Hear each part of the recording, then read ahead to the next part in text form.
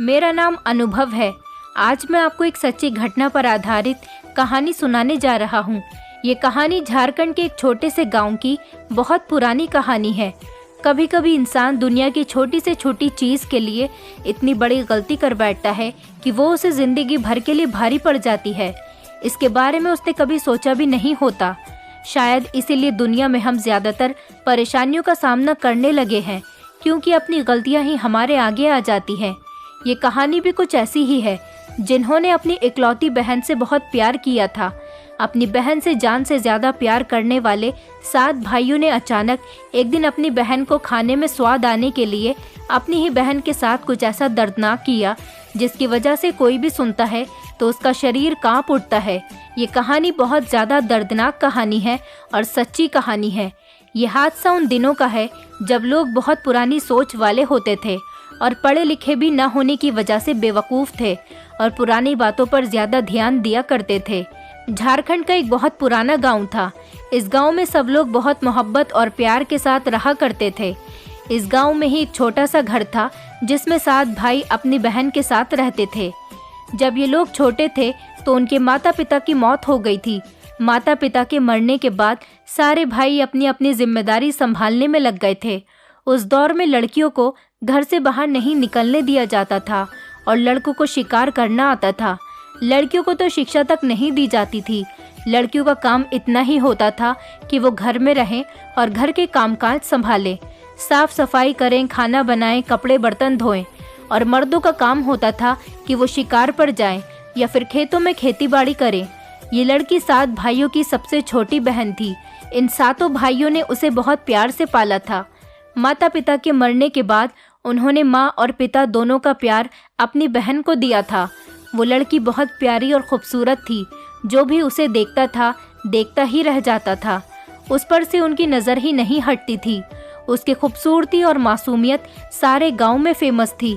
लोगों का कहना था कि वो लड़की अपने 7 भाइयों से बहुत ज़्यादा प्यार और मोहब्बत की वजह से जल्दी जल्दी जवान होती जा रही है और प्यारी होती जा रही है। इस गांव में सारे मर्द जंगलों की तरफ काम करने के लिए निकल जाते थे या फिर खेतों में काम करते थे। कोई शिकार करता और लकड़ियां बनाकर शहरों की तरफ लेकर जाकर बेचता था और कोई खेती बाड़ी करके गांव में अनाज बोता था। औरतें घर का कामकाज संभालती थीं और अपने मर्दों के घर आने का इंतज़ार करती थीं। जब मर्द घर आते तो खाना बनाने का सामान घर लेकर आते थे। उसके बाद घर में खाना बनाकर उनके सामने ताज़ा और गरम गरम खाना परोसा जाता था। वो 7 भाई बहुत बहादुर और मजबूत टाइप के लोग थे। वो सब रोज़ जंगल में शिकार करने के लिए जाते थे और सब मिलकर सबसे पहले शिकार करते थे और बहुत सी लकड़ियाँ काटकर शहर ले जाकर बेचते थे और लौटते टाइम पर घर में खाना बनाने के लिए सब्जी वगैरह भी लेकर आते थे, जिसको पकाकर उनकी बहन उनके लिए खाना उनके सामने रखती थी। वो 7 भाई सबसे ज़्यादा अपनी लकड़ी शहर में बेचते थे। इस वजह से गांव के और लोगों से ज़्यादा उनके घर में खुशहाली थी। वो लड़की जब जवान हुई तो गांव की इस रस्म को अपनाते हुए घर का काम संभालने लगी थी और अपने भाइयों के लिए गांव की औरतों से अच्छे अच्छे खाना बनाना भी सीख गई थी। वो अपने घर के सारे काम करती थी और अपने भाइयों से बड़ा प्यार करती थी। अपने भाइयों को अपने हाथों से खाना बनाकर खिलाती थी। उसके हाथ में बहुत टेस्ट था और वो बहुत टेस्टी खाना बनाती थी। उसके भाई अपनी बहन के हाथ के बने हुए खाने से बहुत खुश रहते थे। उनकी ज़िंदगी बहुत अच्छी गुजर रही थी, मगर फिर उनके घर की खुशियों को न जाने किसकी नज़र लग गई थी। उनके घर में एक तूफान आने वाला था जिसने उनके घर की खुशियों को तबाह और बर्बाद कर दिया था और इस बात के बारे में गांव वालों को दूर दूर तक खबर भी नहीं हो सकी थी, क्योंकि वो सब लोग एक आम से लोग थे। उस दिन गांव में मौसम बहुत अच्छा था और ठंडी ठंडी हवा चल रही थी। गर्मियों के दिन थे, हल्की हल्की बारिश भी शुरू हो गई थी। गांव के बच्चे ठंडे ठंडे मौसम का मज़ा लेने के लिए अपने घर के आगे निकलकर खेलने लगे। वो लड़की भी अपने घर के खुले हुए आंगन में बारिश का मज़ा लेने के लिए चली गई थी। जैसे ही शाम होने लगी तो भाइयों के घर आने के बारे में सोचते हुए वो तेज़ी से उठकर किचन की तरफ चली गई थी। गांव में सब लोगों की सूरज ढलने से पहले ही खाना बना लेने की आदत थी। उस लड़की के भाई भी जल्दी ही खाना खाते थे और खाना खाकर जल्दी ही सो जाते थे, क्योंकि उन लोगों को सुबह जल्दी उठना होता था। वो जल्दी से खाना बनाने के लिए पालक काटने लगी थी। उसकी जल्दबाजी में अचानक उसकी उंगली चाकू की धार से कट गई थी और उसकी उंगली से खून की बहुत तेज धारा बह रही थी। उसने अपनी कमीज के दामन से अपना खून साफ करना चाहा, मगर वो ये सोचते हुए रुक गई कि अगर उसके भाइयों ने उसके कपड़ों पर लगे हुए खून के दाग को देख लिया तो उसके भाई अपनी बहन के लिए बहुत ज़्यादा परेशान हो जाएंगे और वो अपने भाइयों को परेशान नहीं देख सकती थी। वैसे भी उसके सातों भाई अपनी बहन से बहुत प्यार करते थे और उसको अगर ज़रा भी खरोच आ जाती तो उसके लिए बहुत परेशान हो जाते थे। अगर उसके भाई उसके कपड़ों पर खून देख लेते तो उससे सवाल करते कि ये क्या हो गया है और किसका खून है, और बहुत घबरा जाते। वो नहीं चाहती थी कि उसके भाई परेशान हो जाएं। वो ऐसा टाइम था जब घरों में पानी का इंतज़ाम भी नहीं होता था और सब गांव के लोग गांव में मौजूद नदी से जाकर पानी भर के मटके में लेकर आया करते थे। वो पानी भी ख़त्म नहीं कर सकती थी और टाइम भी थोड़ा ही रह गया था उसके भाइयों के घर लौटने में। आते ही उसके भाई गरम गरम खाना खाते थे। वो काफ़ी देर तक सोचने लगी कि मैं क्या करूं जिससे मेरे भाइयों को मेरी उंगली कट जाने के बारे में पता न चले। फिर उसने सोचा कि मैं अपनी उंगली पालक से ही साफ कर लेती हूँ, और उसने ऐसा ही किया। उसने अपने हाथों से पालक को दबाना शुरू कर दिया और पालक से अपने खून को साफ कर दिया और उन्हीं पालक के पत्तों को सब्जी में काट लिया। जब तक सब्जी कटी वो खून उस सब्जी में शामिल हो चुका था। लड़की ने जल्दी जल्दी खाना बनाना शुरू कर दिया। शाम हो गई तो उस लड़की के भाई घर वापस आ गए थे। वो हमेशा की तरह बहन के लिए शहर से काफ़ी सारा सामान लेकर आए थे। वो बहन अपने भाइयों का लाया हुआ सामान देखकर बहुत खुश हो जाती थी। जब उसने अपने भाइयों को खाना परोसा तो खाना खाते हुए उसके सारे भाई ही एकदम से खाने की बहुत तारीफ करने लगे, क्योंकि खाना बहुत टेस्टी हो रहा था। वो सब एक दूसरे की तरफ देख रहे थे। उस दिन उन्हें खाने का टेस्ट न सिर्फ अलग लगा बल्कि बहुत ही ज़्यादा पसंद आया था। वो सब खूब जायके लेकर खाना खाकर फ्री हो गए थे और बहन को बुलाकर पूछने लगे कि आज खाना बहुत अच्छा हो रहा था, हम लोग तो उंगलियां चाटते ही रह गए। उन्होंने अपनी बहन से पूछा कि आज तुमने खाना कैसे बनाया और ऐसी कौन सी चीज़ खाने के अंदर डाली थी कि खाना इतना टेस्टी बना हुआ था। वो सब खाने की बहुत तारीफ कर रहे थे और बार बार बहन से सब्जी बनाने का तरीका पूछने लगे। तारीफ सुनकर बहन बहुत खुश हो रही थी और अपने भाइयों के सवालों पर घबरा भी गई थी। वो अपने भाइयों को नहीं बताना चाहती थी कि आज सब्जी में जिस चीज़ का टेस्ट आ रहा था वो उसी के खून का टेस्ट था। उसे डर था कि कहीं उसके भाई ऐसा खाना खिलाने पर उससे नाराज़ न हो जाएं और उस पर गुस्सा न करें। वो पहले तो बात को घुमाने की काफ़ी कोशिश करती रही, मगर उसके भाई जिद पर अड़ गए थे कि वो उन्हें इतनी टेस्टी खाने का राज बता दे। फिलहाल बहन ने कोई बहाना बना दिया। उसने कह दिया कि मैं गांव की औरत से ये सब्जी बनानी सीखी थी और ये बात ख़त्म हो गई थी। उसके भाई बहुत खुश होने लगे थे क्योंकि गांव के मर्द अच्छा खाना खाने के शौकीन होते हैं। वो भाई भी उस दिन खाना अच्छा खाने पर खुश होकर अपनी बहन को गिफ्ट देने लगे। उनकी बहन तारीफ से तो पहले ही खुश थी, लेकिन गिफ्ट मिल जाने पर और ज़्यादा खुश हो गई थी। उसे अंदाज़ा ही नहीं हुआ कि ये बात उसके लिए कितनी बड़ी मुसीबत लाने वाली है। वो ये नहीं जानती थी कि खाने का टेस्ट उसके गले पड़ने वाला था। अगले दिन जब सारे भाई शिकार पर गए तो कुछ देर आराम करने के लिए एक पेड़ की छांव में बैठ गए थे और बैठकर उन्हें अपनी बहन के कल वाले खाने की याद आ गई। तो वो आपस में बातें करने लगे कि कल जो बहन ने खाना बनाया था वो बहुत ही बढ़िया था। सारे भाई अपने बड़े भाई की हाँ में हाँ मिलाने लगे। बड़ा भाई कहने लगा, आज तो मैं घर जाकर बहन से उसके खाने का राज मालूम कर कर ही रहूँगा। जब भाई घर आए तो बहन ने रोज़ की तरह खाना बनाया और आते ही उन्हें खाना परोस दिया। सातों भाई भी खाना खाने के लिए बैठ गए थे, मगर जब उन्होंने आज सब्जी खाई तो टेस्ट चेंज हो गया था और उनके चेहरे के एक्सप्रेशन भी बदल गए थे, क्योंकि उन्हें आज का खाना पसंद नहीं आया था। उन्होंने अपनी बहन को बुलाकर उससे पूछा कि आज खाने का टेस्ट वैसा क्यों नहीं है जैसा कल था। वो अपनी बहन से नाराज़ होने लगे थे। बहन ने खाना तो बहुत शौक और प्यार से बनाया था।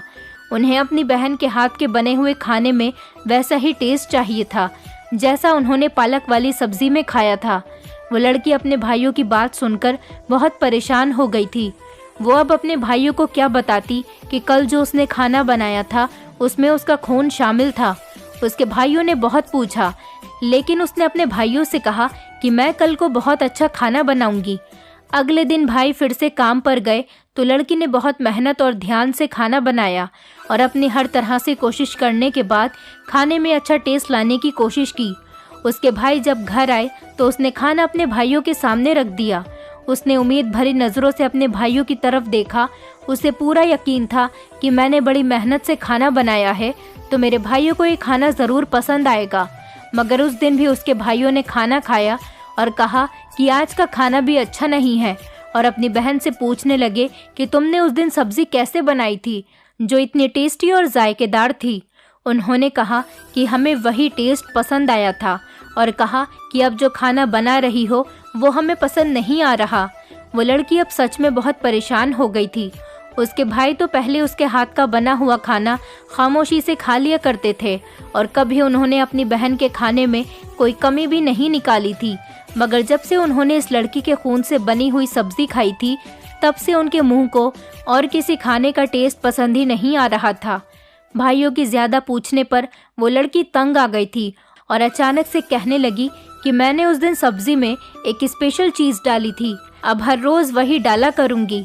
वो सारे भाई उसकी बात सुनकर खुश हो गए थे। बहन ने अपने भाइयों की खुशी की खातिर एक बड़ा ही अजीब फैसला कर लिया था। उसने सोच लिया कि वो हर रोज़ अपने भाइयों के लिए खाना बनाएगी और खाने में अपने खून की कुछ बूंदें डाल दिया करेगी। अगले दिन जब बहन ने सब्जी बनाते हुए जानबूझकर अपनी उंगली काट ली और अपनी उंगली से टपकते हुए खून को सब्जी के अंदर टपका दिया। ऐसा करने से उसका खून सब्जी में अच्छी तरह से शामिल हो गया था और उसने वही सब्जी बनाई थी, पालक वाली, जो उस दिन उसने अपने भाइयों को खाने में सर्व की थी। घर आने के बाद जब उसने अपने भाइयों को खाना परोसा तो उसके भाई उम्मीद के मुताबिक खाना खाकर बहुत खुश हो गए थे और इतना टेस्टी खाना खाने के बाद उनके खुशी के ठिकाने नहीं रहे थे।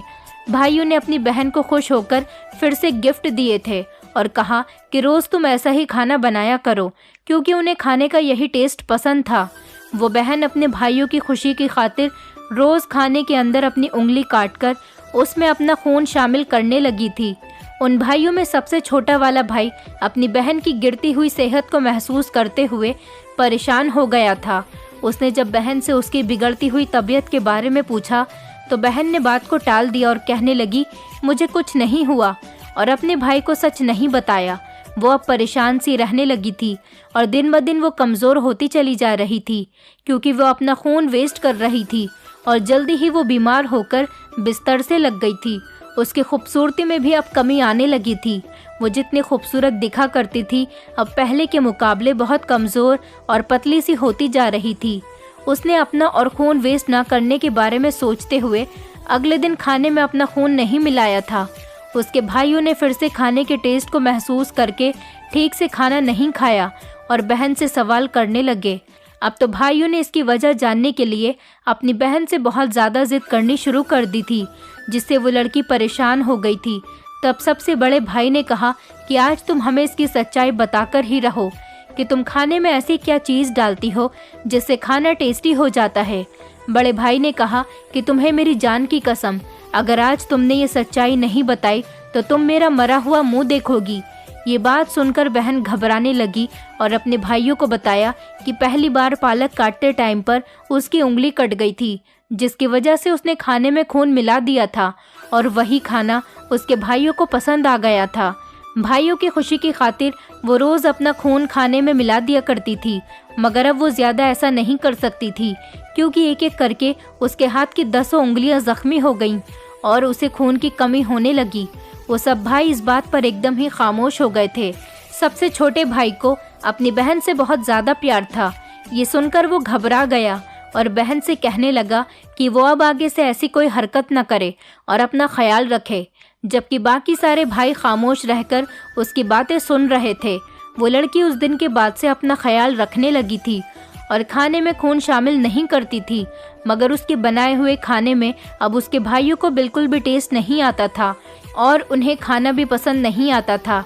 इसलिए वो रोज़ अपने दिल को मारते हुए खाना खाते थे और खामोशी से सो जाया करते थे। एक दिन वो सारे भाई शिकार करने के बाद फिर से पेड़ के नीचे बैठ गए थे क्योंकि उन भाइयों की आदत थी, वो जब लकड़ियाँ काट कर थक जाते थे तो आराम करने के लिए कुछ देर पेड़ की छांव में बैठ जाते थे और आराम करते हुए कुछ देर तक आपस में बातें करते रहते थे। तब सबसे बड़े भाई ने कहा कि अब मुझे घर में बना हुआ खाना बिल्कुल भी पसंद नहीं आता, ना ही मुझे खाने का टेस्ट पसंद आता है। दूसरे भाइयों ने भी उसकी हाँ में हाँ मिला दी थी और उनको भी खाना पसंद नहीं आता था। दिन भर काम करके थके हुए जब वो सारे भाई घर आते थे तो जो खाना मिलता था वो खाना उनको अच्छा नहीं लगता था और ना ही उन लोगों का पेट भरता था।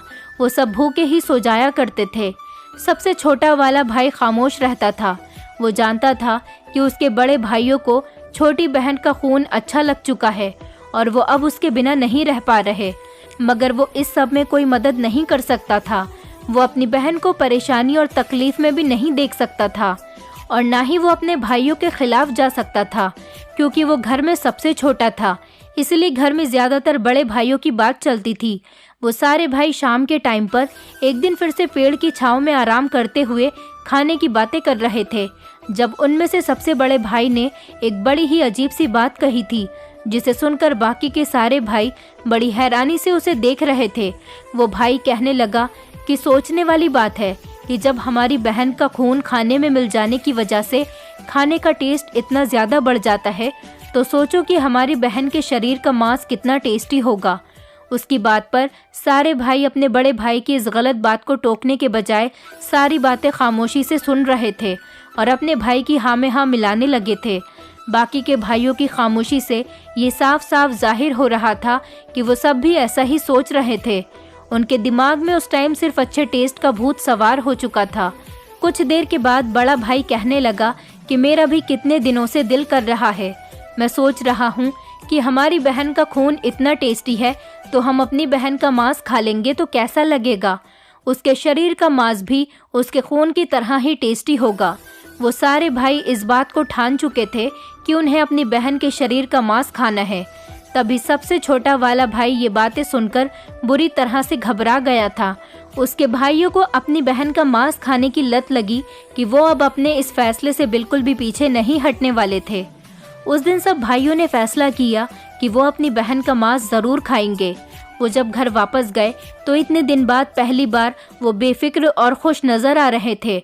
उन्होंने अपनी बहन को फंसाने के लिए एक अच्छा सा प्लान बनाया हुआ था, लेकिन उनकी बहन इस सब से बेखबर थी और भाइयों को खुश देखकर भी वो बहुत खुश हो गई थी कि अब उसके हाथों के बने हुए खाने का टेस्ट अच्छा आने लगा था और उसके भाई उसके हाथ के बने हुए खाने की तारीफ भी कर रहे थे।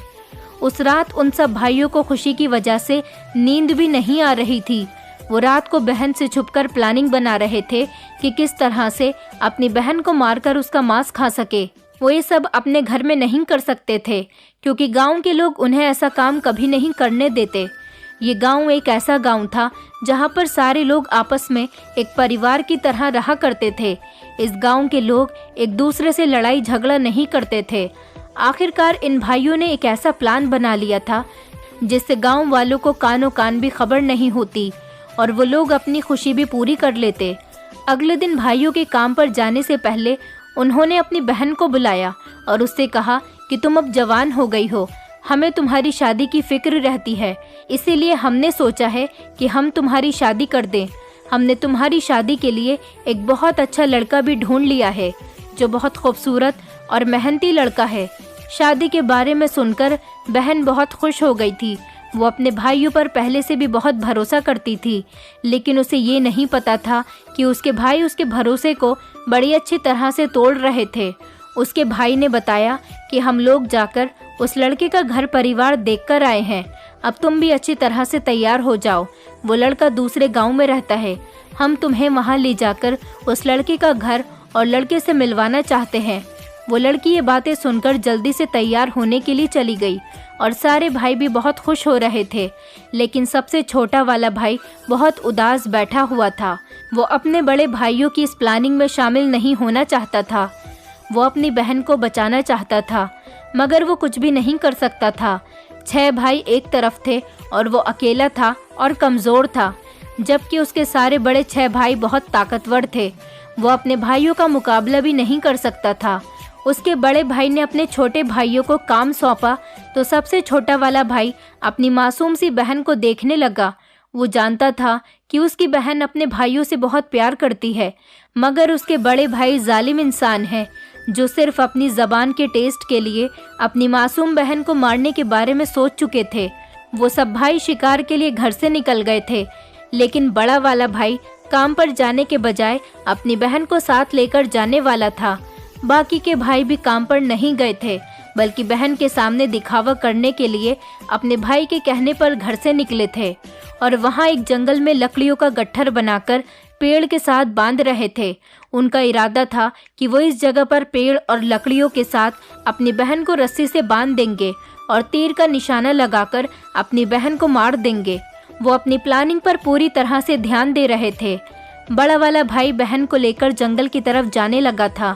जब गांव की औरतें उस लड़की से पूछती कि तुम अपने भाई के साथ कहाँ जा रही हो, तो वो बड़ी खुशी खुशी अपनी शादी के बारे में गांव की औरतों को बता रही थी।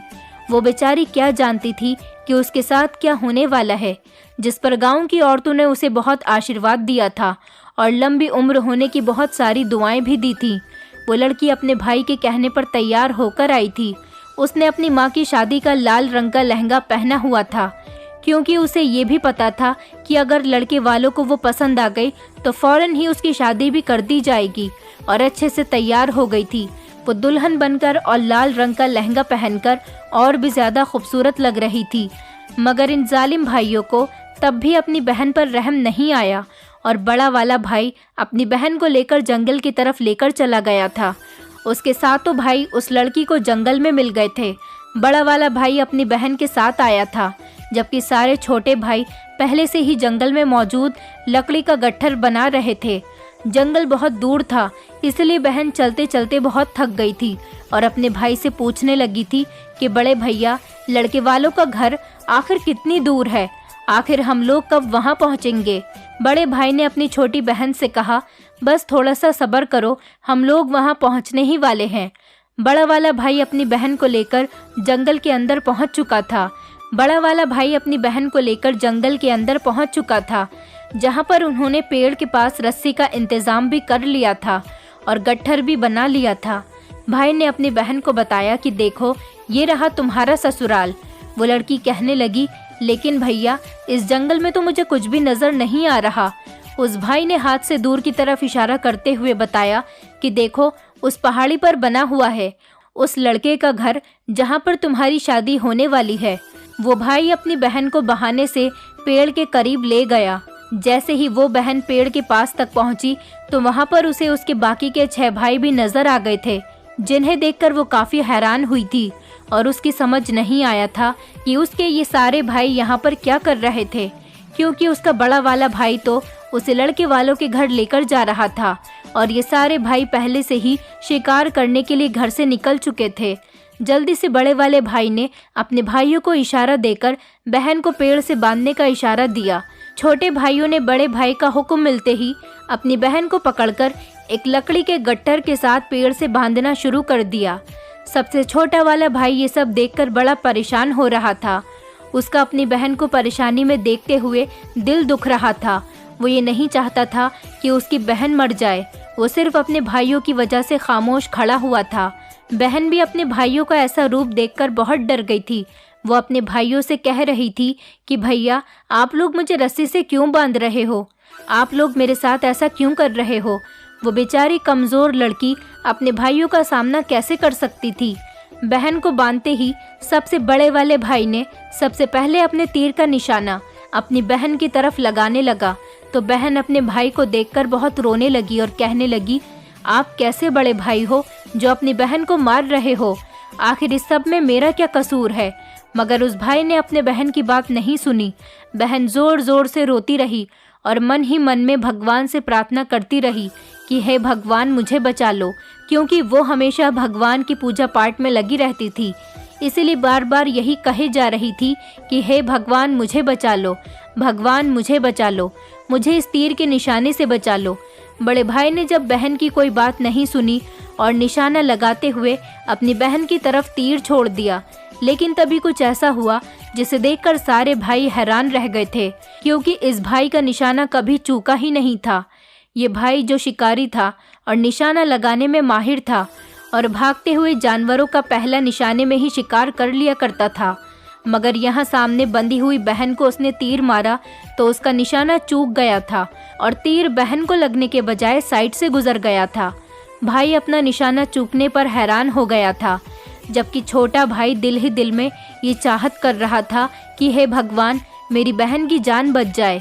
जबकि बड़े भाई को बहुत गुस्सा आ गया था, इसलिए उसने अपने दूसरे नंबर वाले भाई के हाथ में कमान दे दिया और कहने लगा, अब तुम निशाना लगाओ। छोटा भाई तीर कमान में लगाकर जैसे ही आगे हुआ और उसने अपने भाई के कहने पर तीर का निशाना लगाया तो दूसरे नंबर वाले भाई का निशाना भी चूक गया था। उसके बाद में तीसरे नंबर वाले भाई ने भी ऐसे ही निशाना लगाया और वो भी चूक गया था। लेकिन हर बार उसकी बहन निशाना लगाते टाइम आंखें बंद करके यही कहती कि हे भगवान, मुझे बचा लो, भगवान मुझे इस तीर के वार से बचा ले, और हर बार निशाना चूक जाता था।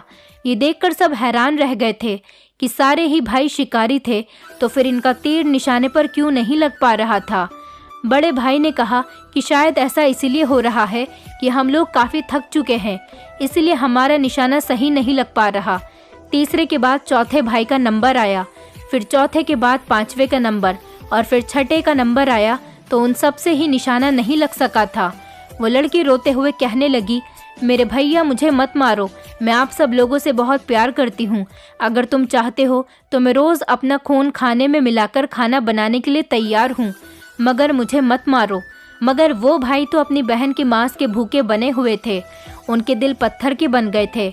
अपने भाइयों की बेरहमी पर बहन रोते हुए कहने लगी, ठीक है, तुम लोग मुझे मारकर अपना शौक पूरा कर लो, मगर मुझे पूरा यकीन है मुझे इंसाफ ज़रूर मिलेगा।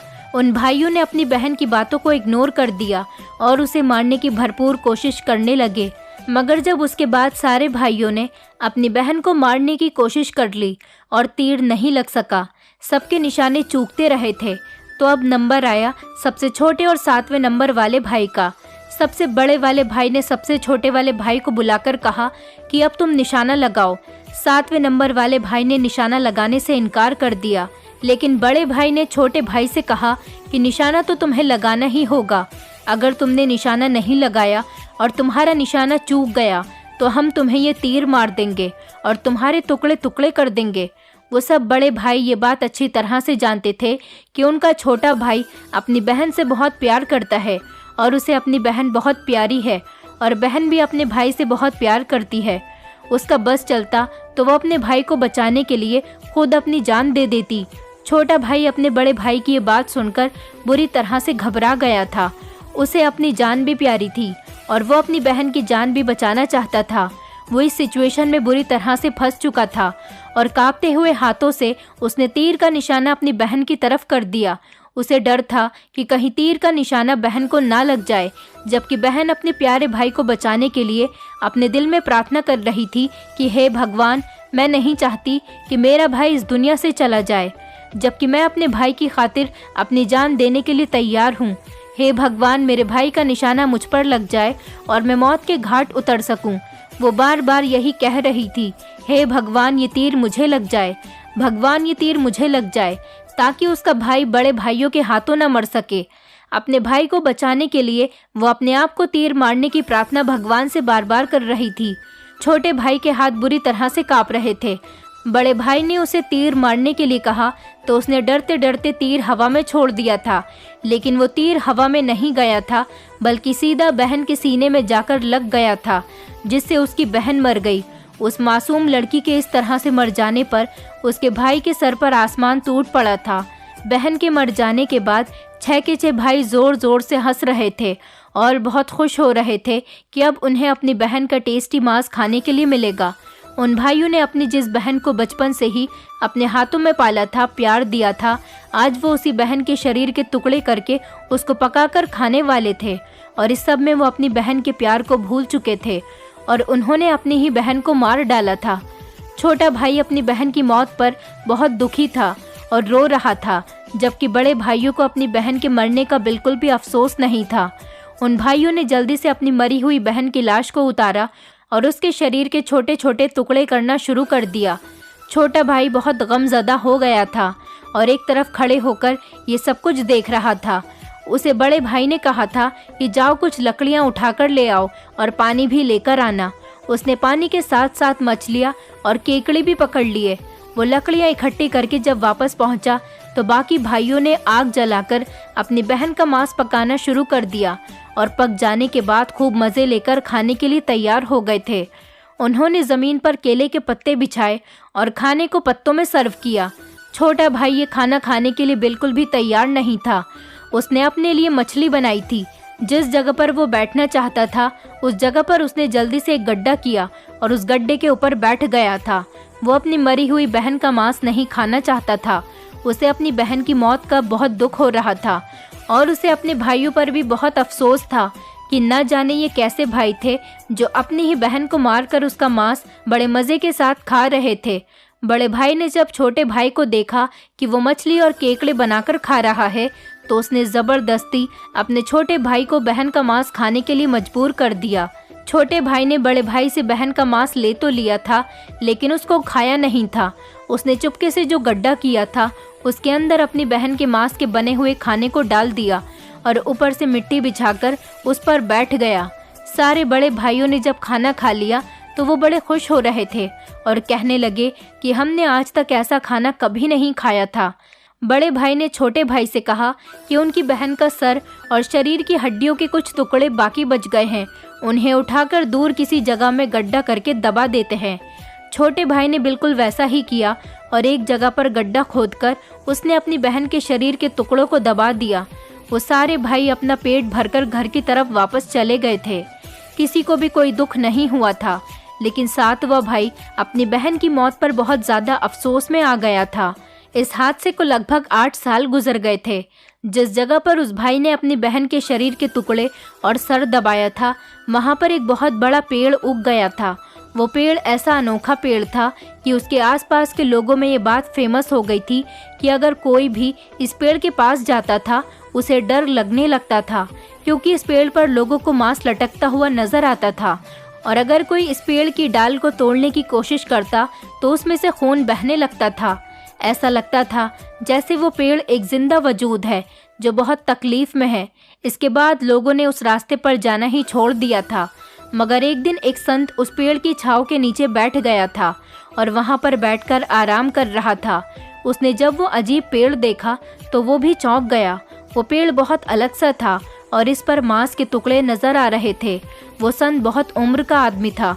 उसे अचानक वहाँ पर बैठे हुए चारों तरफ से आवाज़ आने लगी कि मुझे बचा लो, मैं बहुत परेशानी में हूँ, मुझे बचा लो। ये सब देखकर वो संत घबरा गया था। उसे वहाँ के माहौल में बड़ा अजीब सा महसूस हुआ था। उसने जब उस पेड़ के बराबर में ज़मीन खोदना शुरू की तो उन्हें वहाँ पर एक खूबसूरत लड़की का सर कटा हुआ मिला था। वो समझ गए थे कि यहाँ कोई जुल्म हुआ है और वो पेड़ इस जुल्म का निशान बनकर वहाँ पर आ गया। उस संत ने वहाँ के बने हुए पेड़ से लकड़ी का छोटा सा टुकड़ा काटा और उसकी एक बांसुरी बनाई। उन्होंने वहाँ पर बैठकर काफ़ी देर तक पूजा पाठ भी की, लेकिन जैसे जैसे वो पूजा पाठ करते रहे वहाँ पर उन्हें चारों तरफ से आवाज़ें आने लगीं। आवाज़ें यही कह रही थी कि मैं बहुत परेशान हूँ, बहुत तकलीफ़ में हूँ, मुझे बचा लो। संत ने सोच लिया था कि वो इस लाचार लड़की को इंसाफ दिलाकर ही रहेंगे, मगर इसके लिए उन्हें इन लोगों के पास पहुंचना ज़्यादा ज़रूरी था जिन्होंने इस लड़की के साथ ऐसा किया था। वो संत अपनी बांसुरी लेकर हर रोज़ यहाँ पर आते थे और बैठकर काफ़ी देर तक बांसुरी को बजाते थे। वो अपना हुलिया बदलकर बांसुरी बजाने लगे थे। वो एक भिखारी के हुलिये में आ गए थे और आसपास के गांव में जाकर बांसुरी बजाकर लोगों से भीख मांगते थे। वो जब लोगों के घरों में भीख मांगने जाते तो लोग उन्हें भगा दिया करते थे। इस तरह से वो उस लड़की के साथ गलत करने वाले लोगों की तलाश कर रहे थे। एक दिन वो उस गांव से गुजरने लगे, मगर उन्हें वो राज पता नहीं चला था। उन्होंने सोच लिया था कि वो इंसानियत के नाते किसी लाचार की मदद करना चाहते हैं और वो उस इंसान के पास तक नहीं पहुंच पा रहे थे जिसने उस लड़की को मारा था। लेकिन जल्दी ही उन्हें जालिमों का पता भी मिल गया था। एक दिन वो बांसुरी बजाते बजाते भीख मांगने के लिए एक गांव में पहुंच गए थे जहां पर वो 6 भाई रहा करते थे और उन 6 भाइयों की शादी हो चुकी थी और वो सब अलग अलग घरों में रहते थे। लेकिन अभी 7वें नंबर वाले भाई की शादी नहीं हुई थी। वो अलग घर में अकेला ही रहता था। संत बांसुरी बजाते हुए भीख मांगने के लिए बड़े वाले भाई के घर के आगे पहुंचे तो उस बांसुरी से अचानक ही आवाज आने लगी। वो आवाज किसी लड़की की आवाज थी। धीमी सी आवाज आई और कहने लगी, यही है वो इंसान जो मुझे मार देगा। जैसे जैसे संत बांसुरी बजाता गया, लड़की की आवाज भी तेज होती चली गई। बांसुरी से यही आवाज आ रही थी कि मुझे ये मार देगा, ये बड़ा जालिम इंसान है। बड़े भाई ने जब बांसुरी की आवाज सुनी और वो अपनी बहन की आवाज पहचान गया तो उसने अपनी पत्नी से कहा कि इस भिखारी को जल्दी से कुछ देकर यहाँ से भगा दो। उसकी पत्नी ने ऐसा ही किया और उसने संत आदमी को वहाँ से पैसे देकर हटा दिया। संत भी उस आदमी के घर से वापस आ गए थे और उसके बाद वो दूसरे दरवाजे पर जहाँ पहुँचे वहाँ पर दूसरे भाई का घर था। बांसुरी ने इस बार भी वही आवाज़ निकाली थी और दूसरे भाई ने भी इस आवाज़ पर घबराकर बड़े भाई की तरह अपनी पत्नी से कहा कि इस भिखारी को यहाँ से भगा दो। ऐसा करते करते वो संत सारे भाइयों के घर से होकर आ गए थे, लेकिन सभी 6 भाइयों के दरवाजे से उन्हें यही राज सुनने को मिला था। और जब वो सबसे छोटे और 7वें नंबर वाले भाई के दरवाजे पर पहुँचे तो ये छोटे भाई का घर था। इस बार जब उन्होंने बांसुरी बजाई तो एक अलग ही बात सुनने को मिली थी। बांसुरी से आवाज़ आई कि ये वही इंसान है जो मेरा सबसे प्यारा भाई है, ये मेरा सबसे अच्छा भाई है, जो मुझे अपनी जान से ज़्यादा प्यार करता है, जिसके सीने में एक सच्चाई दफन है और ये इंसान आज तक इस हादसे को भुला नहीं सका। ये मेरा बहुत अच्छा भाई है, सबसे छोटा भाई। वो इस आवाज़ को सुनकर भागा चला आया तो दरवाजे पर सामने भिखारी को देखकर चौंक गया था। उसने भिखारी संत को अपने घर के अंदर बुलाया और उन्हें इज्जत से बैठाकर खाना खिलाया और उन्हें कुछ पैसे भी दिए। उसने संत से कहा कि बाबा, मुझे कोई ऐसी दुआ दो कि मेरी परेशानी दूर हो जाए। मैं बहुत सालों से एक परेशानी में उलझा हुआ हूँ और मुझे कहीं सुकून नहीं मिलता। मैंने एक ऐसा जुल्म होते हुए देखा है जिससे मेरी ज़िंदगी बेचैन हो गई, लेकिन आपकी इस बांसुरी की आवाज़ बहुत प्यारी है। मुझे आपकी ये बांसुरी बहुत पसंद आई। क्या आप ये बांसुरी मुझे दे सकते हो? इस बांसुरी की आवाज़ से मुझे एक अजीब सा सुकून नज़र आया। उस संत ने कहा कि अच्छा, तुम अपनी ज़िंदगी में सुकून चाहते हो तो ठीक है, लो ये बांसुरी ले लो। इस बांसुरी की आवाज़ में बहुत सुकून है। छोटे भाई ने कहा कि मैं इस बांसुरी के बदले आपको कुछ पैसे देना चाहता हूँ। संत ने पैसे लेने से मना कर दिया कि तुम मेरी ये बांसुरी ऐसे ही रख लो, तुम्हें पैसे देने की कोई ज़रूरत नहीं। उस छोटे भाई ने संत से कहा कि आपका बहुत बहुत शुक्रिया मुझे ये बांसुरी देने के लिए। मेरे दिल पर एक बहुत बड़ा बोझ है जो मैं आज तक आपसे बांटना चाहता हूँ। छोटे भाई ने संत को अपनी सारी बात बता दी थी। वो सब बताकर अपनी बहन के लिए रोने लगा था। संत ने उसे समझाया कि तुमने कोई गलती नहीं की, लेकिन तुम गलती करने वालों के खिलाफ आवाज़ भी नहीं उठा सके। तुम्हें अपनी बहन के आरोपियों के खिलाफ आवाज़ उठानी चाहिए थी। कभी भी तुम जुल्म के खिलाफ खामोश मत रहना, लेकिन ये जो बांसुरी तुम्हारे हाथ में है, तुम इसका बहुत ख्याल रखना, ये हमेशा तुम्हारा साथ देगी। छोटे भाई ने संत से कहा कि जी, मैं इस बांसुरी का बहुत ख्याल रखूँगा, क्योंकि इतने सालों बाद इस बांसुरी की आवाज़ सुनकर मुझे बहुत सुकून मिला, वरना तो उस हादसे के बाद ही मेरी ज़िंदगी का चैन और सुकून ख़त्म हो गया था। उसने संत से कहा कि आप भगवान से प्रार्थना करो कि मेरी बहन मुझे वापस मिल जाए। मैं वादा करता हूँ कि कभी भी अपनी बहन पर जुल्म नहीं होने दूंगा। मुझे अपनी बहन बहुत याद आती है। संत ने कहा कि ज़िंदगी और मौत तो भगवान के हाथ में है। तुम्हारी बहन को अब जिंदा नहीं किया जा सकता, हाँ, मगर उसकी आत्मा की प्रार्थना के लिए शांति ज़रूर की जा सकती है। वो संत आशीर्वाद देकर वहाँ से चला गया था। संत के जाने के बाद छोटे भाई ने बांसुरी को साफ सुथरा करके अपने बिस्तर के किनारे रख लिया था। अगले ही दिन से छोटे भाई के घर में काफ़ी सारा बदलाव नज़र आने लगा था। जब वो काम से लौट कर आया तो उसने देखा कि सारा घर साफ सुथरा था और खाना भी बना हुआ था। जब रोज़ रोज़ ऐसा ही होने लगा तो छोटा भाई ये सब देखकर बहुत हैरान हो गया था और वो अपनी भाभीयों के घर जाकर कहने लगा, भाभी, मेरी गैर मौजूदगी में आप लोग मेरे घर आकर घर की साफ सफाई और खाना बनाती हो क्या? इस पर सारी भाभीयों ने यही जवाब दिया कि हमें कामों से ही फुर्सत नहीं मिलती, तो हम तुम्हारे घर के काम कैसे कर सकते हैं। छोटे भाई ने तय कर लिया था कि आज वो ये जानकर ही रहेगा कि उसके घर का काम कौन करता है और छुपकर इस सच्चाई को देखना चाहता था। इसलिए छोटा भाई काम पर नहीं गया और वो घर के एक कोने में छुप गया था। घर सुनसान होते ही जो बांसुरी संत ने छोटे भाई को दी थी, उसके अंदर से उसकी बहन की शक्ल की एक लड़की बाहर निकली और उसने घर का सारा कामकाज किया, साथ ही साथ खाना भी पकाया। छोटा भाई एक कोने में छुपकर ये सब कुछ देख रहा था और फिर सारा काम करने के बाद वो लड़की वापस उस बांसुरी के अंदर समा गई थी। छोटे भाई ने जब ये सब कुछ देखा तो उसे अपनी आंखों पर विश्वास नहीं हुआ था। फिर छोटे भाई ने ये बात अपनी बड़ी भाभी को बताई तो उसकी बड़ी भाभी ने उसे समझाया कि जैसे ही वो लड़की बांसुरी से बाहर निकले तो तुम उस बांसुरी को आग में डाल देना, जिससे वो जलकर खाक हो जाएगी, और लड़की पर तुलसी का जल छिड़क देना। उसके बाद देखना क्या होता है। छोटे भाई ने बड़ी भाभी के कहने के मुताबिक वैसा ही किया जैसा उन्होंने करने के लिए कहा था। उसने लड़की के बांसुरी से बाहर आते ही फौरन बांसुरी को आग के हवाले कर दिया और लड़की पर पवित्र तुलसी के पानी का छिड़काव कर दिया। तुलसी के इस पवित्र पानी की छींटों से वो अपने असली रूप में आ गई थी। ये सब जब छोटे भाई ने देखा तो उसे अपनी आंखों पर यकीन नहीं हो रहा था कि ये और कोई नहीं, उसकी अपनी बहन थी। उसने खुशी की वजह से अपनी बहन को गले से लगा लिया। उसके बाद बहन भी अपने भाई से गले लगकर खूब रोने लगी थी। ये एक सच्चा चमत्कार था। ऐसा चमत्कार शायद भगवान ने इसलिए किया था कि वो बहन भाई के रिश्ते को मारना नहीं चाहता था। बाकी के भाइयों ने जैसा बहन के साथ गलत किया था, भगवान ने उन लोगों को भी उनके किए की सज़ा दे दी थी।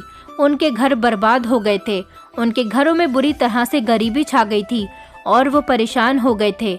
लेकिन छोटा भाई अपनी बहन के मिल जाने से बहुत खुश हो गया था और अब उसने अपनी बहन का ख्याल पहले से भी ज़्यादा रखना शुरू कर दिया था। बहन भाई आपस में एक साथ बहुत खुश थे और बाकी के बड़े भाइयों और उनके परिवार के साथ बहुत बुरा हुआ था। दोस्तों, उम्मीद करती हूँ आपको हमारी कहानी पसंद आई होगी। कहानी पसंद आई है तो वीडियो को लाइक करें, चैनल पर नए हैं तो चैनल को सब्सक्राइब करें और हाँ, नोटिफिकेशन बेल को ज़रूर दबाएं ताकि अगली अपडेट सबसे पहले आपको मिले।